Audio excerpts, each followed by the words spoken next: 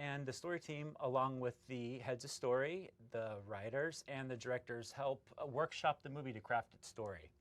And we do that through discussions about character, theme, dialogue, structure, and entertainment. So we'll get into a room and we'll be talking about what this idea could be. And we usually have this, broken down into a 3-act structure, as most films are done. And it maps out all the major beats of the film. And we do that, and the story starts to take shape through all those discussions. And we have more discussions, and new ideas are tried, and then maybe we'll do it again, and we'll try it again. Sorry about that. Until we all start to agree that the film is ready to go into screenwriting to the script. And that's Pam right there, one of the writers in the middle, and that's Pam in the middle right there, and Ruth to the right-hand side is our production manager, and Phil is busy doing some internet research, it looks like. So this is just an example of what our process looks like as far as the breaking it down into the different acts. And it's on a whiteboard, you see, because we're constantly changing it, erasing it, redoing stuff. On the left-hand side there is some themes and overall general ideas of what our film was about. It's kind of our umbrella ideas. So the writers do what I'm calling their magic typing stuff, because I'm not a writer, but what they do is amazing. They take all those ideas we all talked about in a room, and they put it all into a script that has all the great ups and downs of a story. It's amazing what they're able to do. So they produce a finished script right there, and then what we do is we have a first screening, which is a storyboarded version of that entire script. And all the while we know it's going to organically change and grow, but it's a starting point for what we start with. And the script is divided amongst the story team. That section right there went to me, and I get to take that back to my desk after the directors have sort of talked through whatever it is they want from the scene. And I'll sit at my desk and I'll read those pages a bunch of times, really understand what's going on. And I'm thinking about stuff like, what does the character want? What do they need? Maybe some gags I could possibly put in there. What's the best way to stage this idea so it's clear? And clarity is really important in storyboarding. That's what we're always trying to do. If the ideas aren't getting across, they don't do anybody any good. And entertainment. So it's obviously a lot to deal with at once. So how I usually do it is I do a bunch of thumbnail drawings that I explore ideas really quickly. They're meant just for me. They're really, really simple. Really, I can test ideas, try this without committing to spending a lot of time on it. It's a really good way to work. So that's me working at my desk, and I'm doing my sequence. And another great thing about our Disney story department is we're all in one area together. So if I am having a question, or if somebody else has a thought, hey, can you take a look at this? We all sit really close to each other so we can give each other ideas or give some thoughts or feedback. It's really helpful. So that's me working on my sequence, and we have this great program that allows us to sort of like organize our drawings, and you can see between the drawings that you're getting the acting of the characters, and that's how you kind of do storyboarding. You click through the drawings. And a few days later, after I'm finished all my work, I pitch. And what this looks like is all the directors, the writer, the heads of story, and the whole story team is in the room together to see the pitches.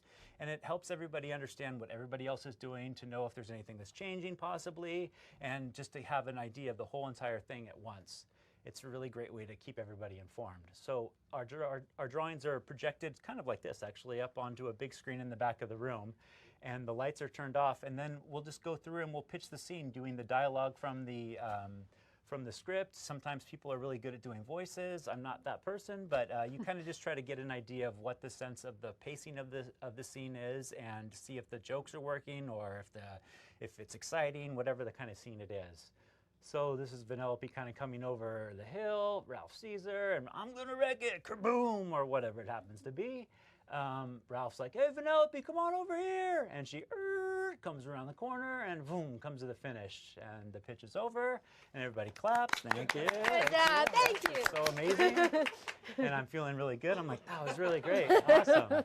But unfortunately, usually what happens is immediately people jump in. Oh, what if you did this? This would be really funny. That was great, but what about this? It's very much a time to sort of beat up the scene, see what could be better, just always trying to make it the best that it could be. So what I'll do is I'll take all those things back to my desk. I'll write all the notes that the directors wanted, what's the things that we decided to add or change, and I'll do it again.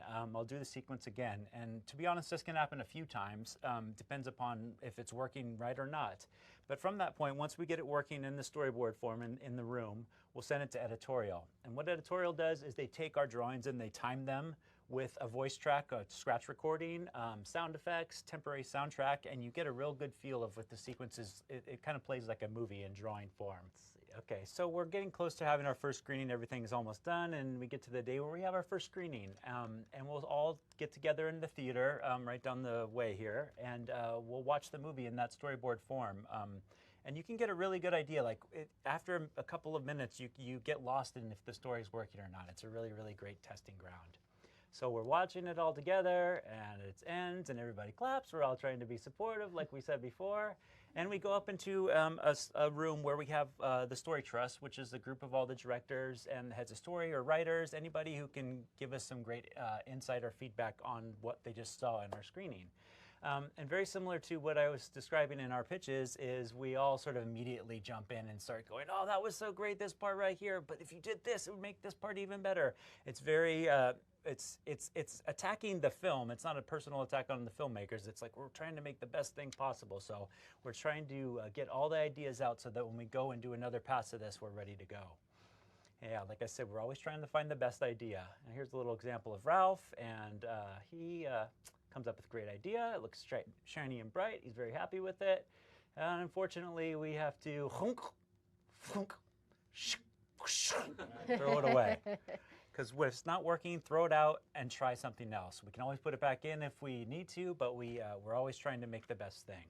So we'll repeat this process over many screenings. Some things will start to stick and the sequence will go into production and go into layout and into animation, and other parts won't. And we'll keep working on the parts that aren't in story while the other departments are doing their stuff. So we keep going, keep testing out ideas, throwing out stuff as needed, keep working on it until we all agree it's the best movie we can make. And that, in a very small, simple form, is our story process.